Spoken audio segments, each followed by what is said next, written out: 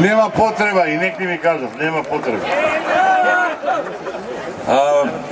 Своевремено децава мои кога потпораснаа малку и кога ги гледа предизборните кампањи на партиите и ме праша, тато, зашто викаат овие?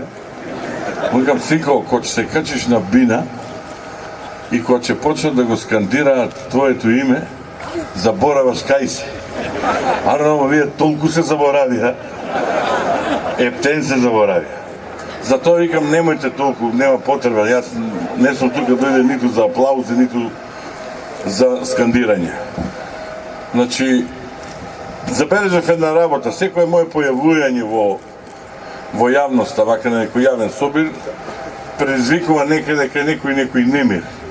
Не ме интересира дали е тоа диригирано или не е диригирано, меѓутоа почнаа да се повторуваат истите работи што ги пишуваат, што ги прават. Сакам да им кажам дека нема потреба да го прават тоа, јас не мислам да им одговарам. Ја немам Facebook профил, немам веб страна, немам ништо. Јас имам лице и кога имам нешто да кажам, зборам отворено пред сите и секогаш го практикувам тоа. И во оваа прилика не мислам многу да должам, само сакам илустративно да им кажам како изгледаат сите оние наши граѓани кои што мислат и кои што некој ги убедува дека се исти и дека имаат исти третман во државата како сите оние што се во врхушката на раководството, да речем, на нашата држава. Нема потреба. Се мислев дали да го кажам ово, бидејќи малку е вулгарно.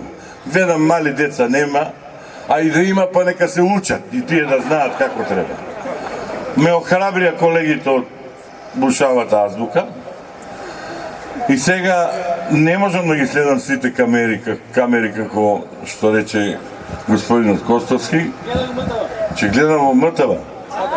Бидејќи прво треба да ги охрабриме нашите колеги во МТВ, затоа што и они ја имаат истата мака како нас, меѓутоа или немаат доволно храброст, или немаат доволно можност да го направат ово ние што го работиме. Без разлика како е. Ќе ви кажам еден стар штос, ама што е многу актуелен денес. Ако вашиот водач ви го бапне во гъс и вие имате куру гъс и он има куру гъс, тоа се вика исто е, ама не е исто. Така да, за да не се чувствувате така, охрабрете се и направете исчекор напред. Автоматски се ослободувате. Зошто?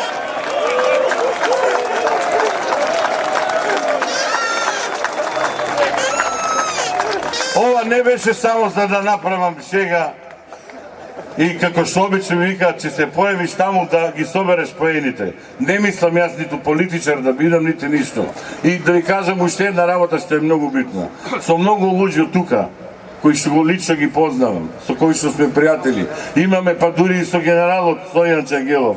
По многу работа имаме многу различни мислења. Меѓутоа тоа не значи дека за она што е основа на демократијата и на слободата не треба да се бориме заедно.